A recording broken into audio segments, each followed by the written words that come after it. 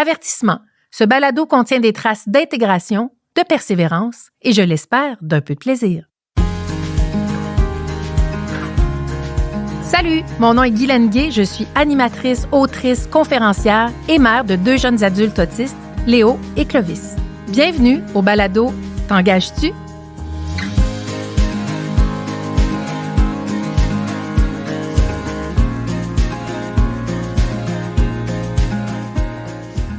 Le balado qui met en lumière les personnes autistes en emploi. Pour cet épisode, dont le titre est « Le chemin de la réussite », on aborde les accommodements et adaptations possibles en emploi. J'en discute avec mes invités en studio, Benjamin, qui est une personne autiste. Bonjour, Benjamin. Bonjour. Et Simon, qui est également une personne autiste. Bonjour, Simon. Bonjour. Merci à vous deux d'avoir accepté mon invitation. Très heureuse de vous accueillir en studio avec moi. J'ai envie de vous connaître un peu mieux et je vais vous poser la même question aux deux. Qu'est-ce que vous faites comme travail? Toi, Benjamin?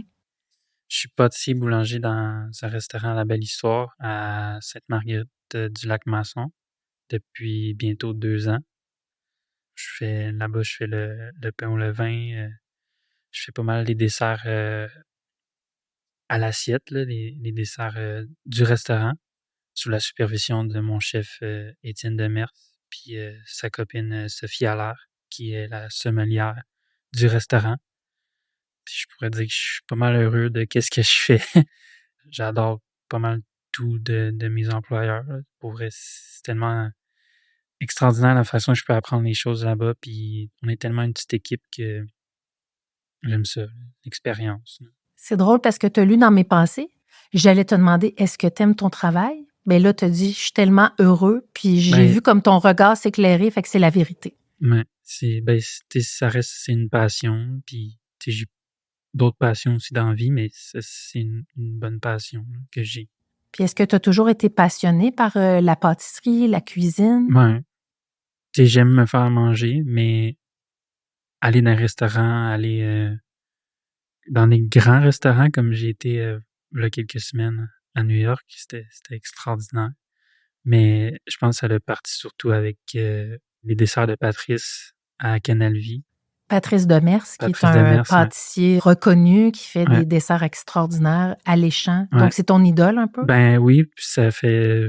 Je vais le rencontrer souvent, j'y parle souvent pour avoir des conseils, puisque j'ai fait un stage avec lui. Puis j'ai été voir son nouveau restaurant. C'est pas mal c'est rendu un peu un ami, là, si on veut. Wow! Mais ça reste, c'est mon idole. Sa façon de travailler, c'est une façon que moi j'adore, puis que j'essaie de prendre exemple. C'est quelqu'un qui est très méthodique dans son travail, hein? Ouais. Ben, la pâtisserie, c'est méthodique. Oui, ça me reflète moi, hein, un peu. T'es un gars méthodique. C'est ça. Moi, j'ai de l'admiration parce que je suis pas capable de faire une tarte. Hein? Fait que chapeau, Benjamin. Simon, toi, raconte-nous ce que tu fais comme travail. Présentement, en fait, je suis en recherche d'emploi, mais j'ai occupé quelques emplois. J'ai par exemple été préposé dans d'un prêt-à-manger, charcuterie, dans une épicerie québécoise. C'est un travail que tu as occupé. Oui, tout à fait. Puis là, tu dis que tu es en recherche d'emploi. Oui. Là, gars, on a un micro, là. Qu'est-ce que tu aimerais comme emploi? Envoie un souhait, là, dans l'univers. Prends le temps d'y penser. À moins que tu n'en aies pas. Ça se peut, là. Si j'avais à nommer probablement quelque chose qui est probablement en dehors de ma portée en ce moment, mais que j'aimerais probablement beaucoup, ça serait de probablement travailler en ambassade à l'étranger. Wow! OK. J'ai beaucoup d'affinité pour les langues, alors c'est quelque chose qui m'intéresserait beaucoup. Alors moi, je suis en face de 2 passionnés. C'est presque intimidant, là, d'avoir des gars aussi passionnés. Ambassade, c'est quand même pas rien. Quelle langue tu parles? Est-ce que tu es polyglotte? Français, anglais, japonais, puis j'ai commencé à apprendre le suédois. OK, le japonais et le suédois, qui sont quand même pas des langues communes. C'est pas tout le monde qui parle japonais et suédois. Non, en effet. Wow! Je suis un peu intimidée par votre champ d'expertise aux deux, moi qui parle français, anglais et qui ne cuisine pas de gâteau, mais c'est vous les vedettes. Moi, je vous guide là-dedans. C'est quoi, selon vous, les clés du succès pour intégrer efficacement des personnes autistes sur le marché du travail? Je pense que c'est important d'avoir un certain encadrement de la personne, puis de la faire sentir impliquée dans ce qu'elle fait. Moi, c'est un peu ça comment je me sens quand je suis à la Belle Histoire. Tu sais, je suis tellement impliqué. On est 4 en cuisine. Je peux faire autant de la cuisine que la pâtisserie que je suis habitué de faire. Puis le pain, on peut aussi avoir notre mot à dire sur le mot en anglais, le pairing de vin, l'accord mets et vin avec Sophie.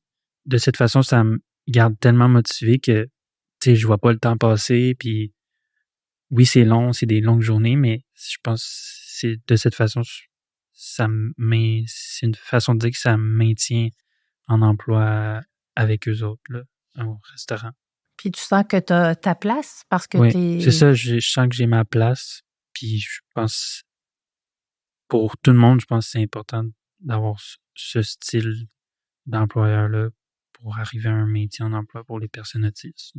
Puis pour pouvoir rester à l'emploi, C'est ça. puis d'aimer son emploi, d'avoir Exact. un intérêt à y retourner. Ouais. Simon, c'est quoi les clés qui font en sorte que l'inclusion peut être efficace? Je vais un peu, en fait, faire écho à ce que Benjamin a dit au niveau d'avoir un certain encadrement, principalement au début, je dirais.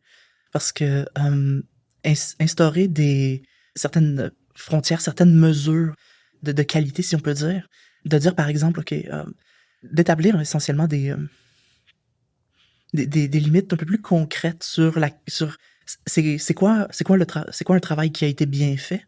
Donc, au lieu de se poser la question essentiellement comme, bon, je pense avoir fait ce qu'on m'a dit de faire. Maintenant, comment je fais pour m'assurer que j'ai bel et bien fait mon travail de façon satisfaisante?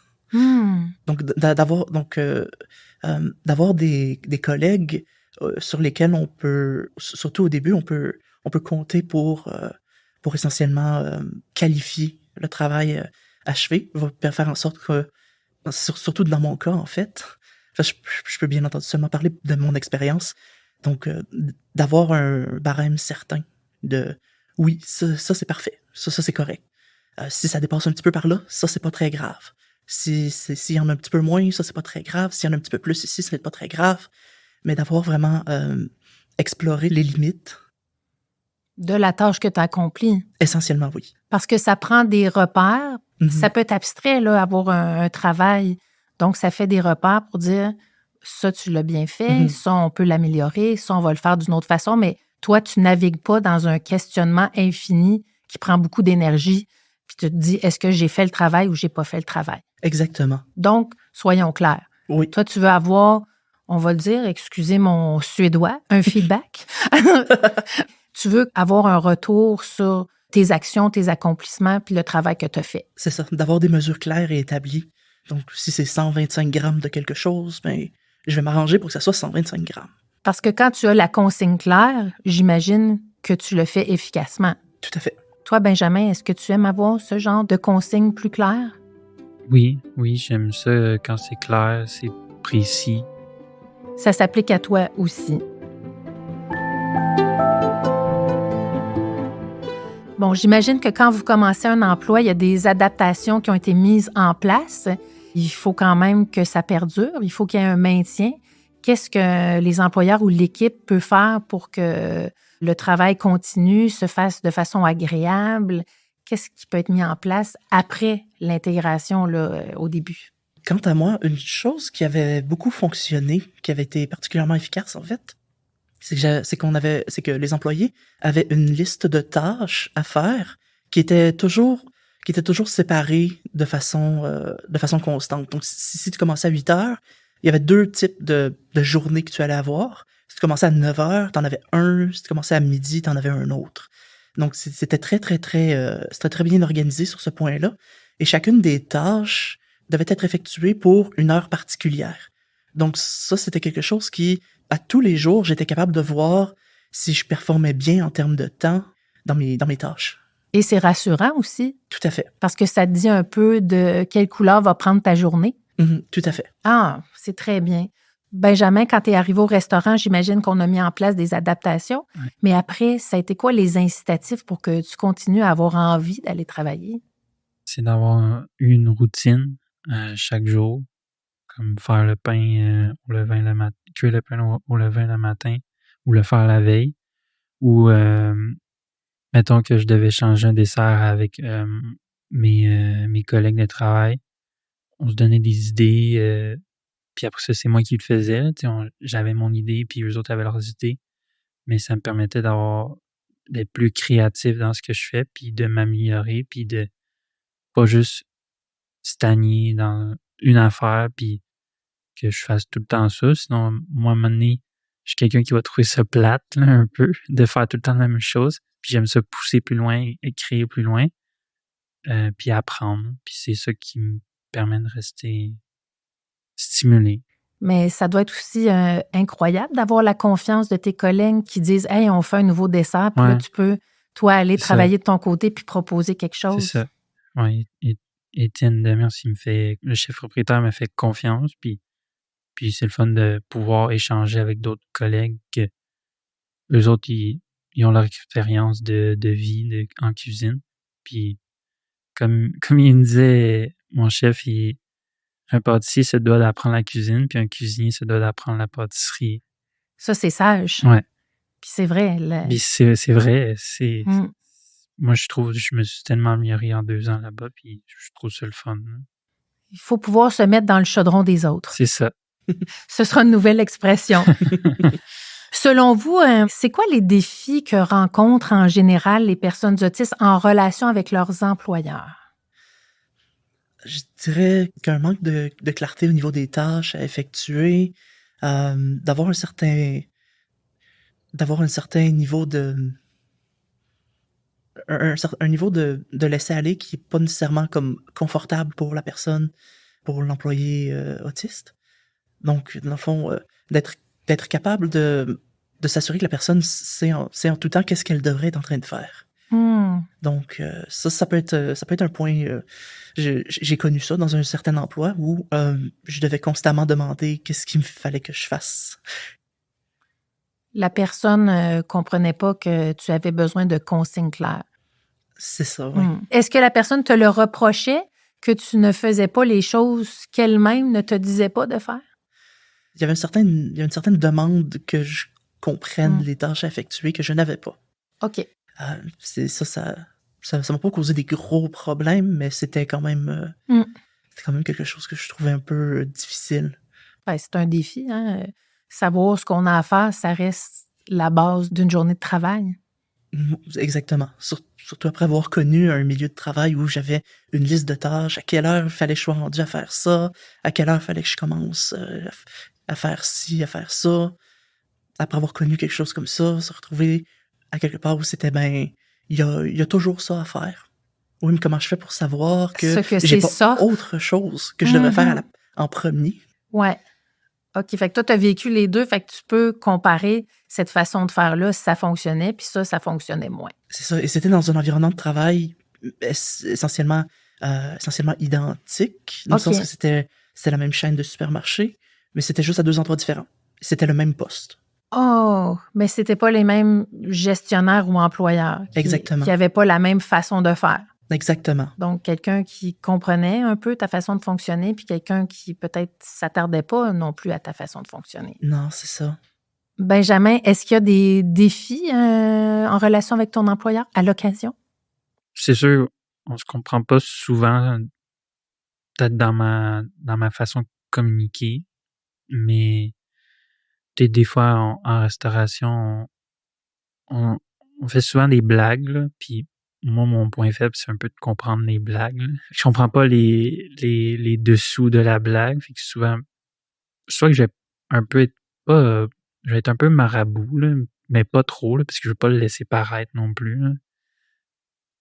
Mais souvent, je vais être obligé de demander c'est quoi tu voulais dire. Souvent, je vais embarquer dans la blague, puis finalement, ils vont dire c'est une joke, là, c'est pas vrai. Je dirais que c'est un peu ça la principale difficulté que j'ai, mais à part de ça, on se respecte toutes.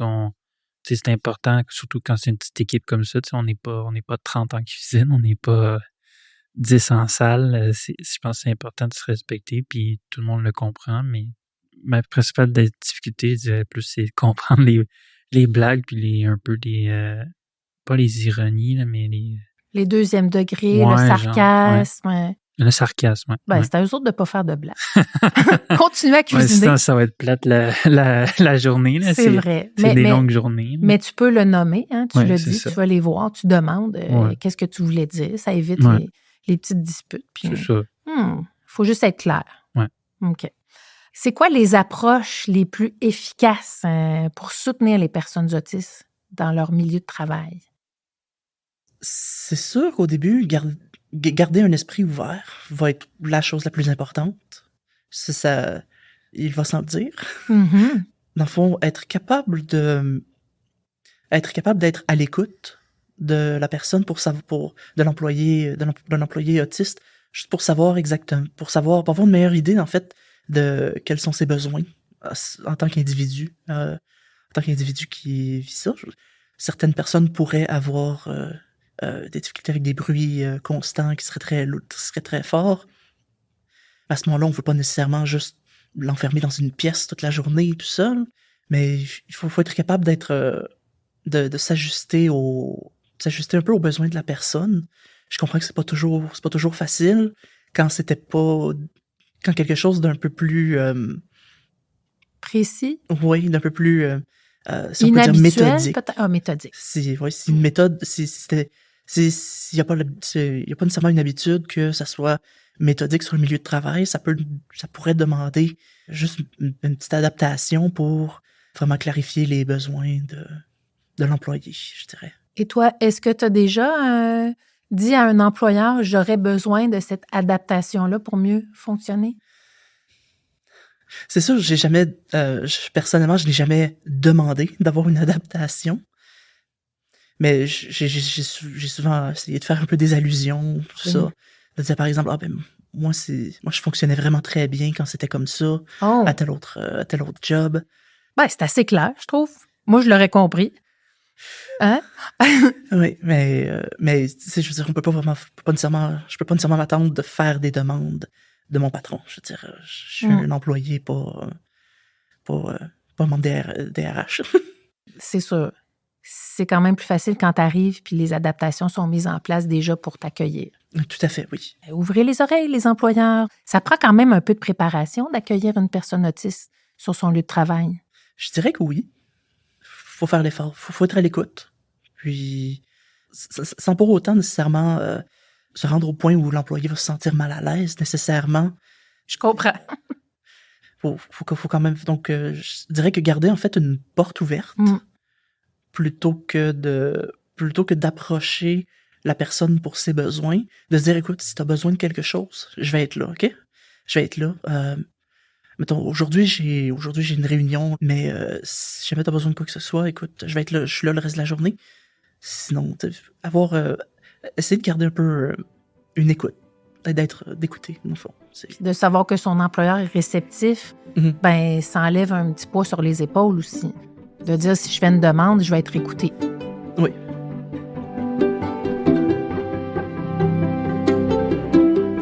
Benjamin, c'est quoi les approches efficaces pour soutenir une personne autiste dans son milieu de travail?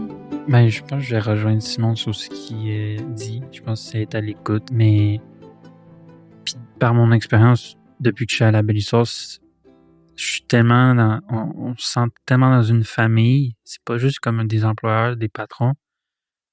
C'est, eux autres, ils nous disent que nous autres, on s'en va en réunion. Fait que si vous avez besoin de quelque chose, dites-le nous. Puis, on s'aide tellement parce que faut comme amener le restaurant à un autre niveau. Fait que, on n'a pas le choix d'être une équipe, de se demander comment ça va tout le monde, puis de écouter les besoins. Fait que, oui, ils savent que je suis autiste et tout, mais on s'entraide tellement tout le monde que, je pense, être à l'écoute de chacune, je pense que c'est un must là-bas. Fait que c'est facile, là, c'est de faire notre travail là-bas.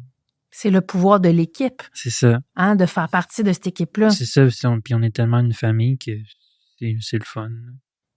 Quelle stratégie ou information pourrait aider à convaincre des employeurs à embaucher des personnes autistes? Je pense que c'est c'est de dire que pas parce que je suis autiste que je suis pas capable de faire les tâches qu'un neurotypique peut faire. Parce qu'on est des personnes, je trouve, motivées. Puis quand on fait quelque chose, moi, dans mon cas, quand je fais une assiette de dessert au restaurant, je m'arrange pour que les 5 assiettes soient pareilles. Tu sais, je m'arrange pas pour que le client aille une assiette différente de l'autre. Puis tu sais, pourquoi moi j'ai un gâteau plus gros, puis l'autre il y a un gâteau plus petit. Tu sais, on est des personnes qui souhaitent faire le travail bien et correctement, puis même on est un peu parfois perfectionniste. Puis c'est une bonne chose, là, je trouve, d'être perfectionniste parce que ça permet de faire bien le travail. Puis je pense que c'est important que l'employeur soit conscient de ça quand il a besoin d'embaucher quelqu'un, puis que oui, on est autiste, mais on est capable de faire le travail demandé, puis d'être motivé à chaque fois, à chaque jour de travail. Benjamin, tu as raison, c'est très fâchant quand on va au restaurant puis la personne assise à côté de nous a un morceau plus gros que nous ou plus de sauce. Ouais. Ça, c'est très fâchant. Aussi. Alors donc, la précision, c'est un grand potentiel. Mm-hmm. Ça peut avoir beaucoup de répercussions, ça, sur le travail accompli. Mm-hmm. Donc, on espère que les employeurs sont en train d'entendre ça à ce moment même. Exact. Simon, est-ce qu'il y a des informations que les employeurs qui nous écoutent ne savent pas sur le grand bonheur de vous embaucher? Je vais faire écho à ce que Benjamin a dit au niveau du perfectionnisme. Ça peut... Justement, c'est définitivement quelque chose que je pense qui est relativement commun. Donc, d'une certaine façon, je dirais que si un employeur cherche quelqu'un qu'après 10 ans dans l'entreprise, va encore mesurer exactement tous ses ingrédients, je dirais que ça serait probablement un bon employé, serait probablement une bonne personne à considérer. Quelqu'un qui va faire attention aux mesures de sécurité en tout temps. Oh oui. Tu sais, je dirais sur ce point-là, c'est le genre de choses que je pense que j'ai tendance à bien performer. Donc, tant aussi longtemps que le travail permet un certain niveau de précision quand même assez grand, je dirais que ça serait probablement un domaine dans lequel l'employé pourrait peut-être mieux performer que certains autres. Donc, on peut facilement penser à des domaines comme au niveau des sciences pures. Et d'une certaine façon, on peut voir que travailler en cuisine, c'est à la croisée de l'art et de la chimie. Absolument. Et la précision est un atout important. Tout à fait. Et d'une certaine façon aussi, je dirais que un employé autiste qui se sent bien intégré dans son travail va démontrer un niveau de loyauté un peu extrême. Ce qui est pas mal. Hein? Si on vise là, un travail à long terme, la loyauté, c'est quelque chose qu'on entend souvent. Mm-hmm. Si on est bien accueilli, si on est bien encadré, puis si on nous permet aussi de prendre un peu de temps pour bien comprendre ce qu'on a à faire, ben après ça, on peut le faire pendant très longtemps, c'est ce que tu dis. Tout à fait, oui. Et de façon très précise. Exactement. Benjamin, est-ce qu'il y a des choses que tu es tanné d'entendre, que les gens disent sur les personnes autistes? Moi, je suis un peu tanné d'entendre que c'est une maladie, puisque je ne considère pas que c'est une maladie. C'est plus une difficulté, puisqu'on est autant capable de faire des choses que n'importe qui. Il y en a qui vont dire un handicap, là, mais je trouve ça pas c'est un handicap, parce que il y a quelqu'un qui me dit que autisme, c'est mon super pouvoir. Là. Fait que, tu sais, ça, c'est des trucs que je suis tanné d'entendre, mais je trouve que un employeur se doit aussi de faire attention à l'environnement qu'il crée pour la personne autiste. Là, comme, il faut pas que ça soit trop stressant, il faut pas avoir quelqu'un qui hausse la voix, le ton avec... je pense que l'important, c'est de rester calme, mais c'est pas mal ça. Là. Pour respecter la personne respecter autiste, la personne. que les conditions gagnantes soient là pour que toi, tu réussisses dans ce que tu fais au travail. Puis être capable de faire le travail, puis que il faut pas penser qu'il est pas capable parce qu'il est autiste. Ça, c'est des choses qu'il faut faire attention, parce que ça reste qu'on est des personnes qu'on comprend. Peut-être pas la même façon que quelqu'un de neurotypique, parce que notre tête est un peu en zigzag là, quand on pense à une réflexion. On va vouloir passer à une autre chose, mais finalement, on va arriver à la même idée que quelqu'un qui est neurotypique. Là. Donc, pour l'employeur, c'est de mettre des choses en place, Ouais, c'est de respecter tes sensibilités, qu'elles C'est ça. soient sensorielles, de C'est ta ça. façon de communiquer ou de comprendre. Puis, à ce moment-là, tu vas faire d'excellents desserts. C'est ça. Bon, je comprends tout. Simon, toi, est-ce qu'il y a des trucs ou des clichés que tu es tanné d'entendre au sujet des personnes autistes? Puis si j'avais à nommer quelque chose, je dirais que ça serait d'avoir certaines présuppositions. Parce que être autiste, c'est pas tant être une chose. Il y a autant de différents types d'autisme qu'il y a d'autistes, je dirais. Mhm. Enfin, alors d'une certaine façon, c'est sûr, c'est pas quelque chose que je considère comme étant comme fâchant ou quoi que ce soit. C'est juste de savoir dans le fond que il faut juste être à l'écoute de la personne en tant que telle. C'est l'individu. C'est l'individu qui prime sur le diagnostic, sur ce point-là. Absolument. Eh bien, ça a été une conversation éclairante. Vous êtes deux jeunes hommes inspirants. Benjamin Brouillard, merci. Merci. Simon Élie Dabaté, merci. Merci. C'était le balado. T'engages-tu? Cette initiative a été réalisée grâce à la participation financière du gouvernement du Québec. Nous souhaitons remercier Sphère, coordonnateur de l'appel de projet visant l'intégration en emploi des personnes autistes. Également, nous souhaitons souligner l'implication des différents partenaires de la table d'intégration et de maintien en emploi des personnes handicapées des Laurentides, dont le Centre intégré de santé et services sociaux des Laurentides, le Centre de formation générale des adultes de la Rivière-du-Nord, du Centre de services scolaires de la Rivière-du-Nord, le Centre de formation continue des Patriotes du Centre de services scolaires d'Émile-Île, le Regroupement pour la concertation des personnes handicapées des Laurentides, ainsi qu'Intégration Travail Laurentides, promoteur et coordonnateur du projet.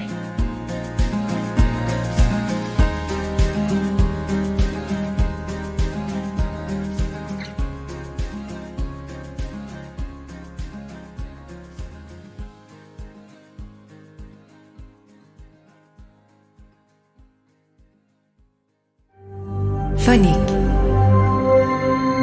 Le fin son de l'histoire.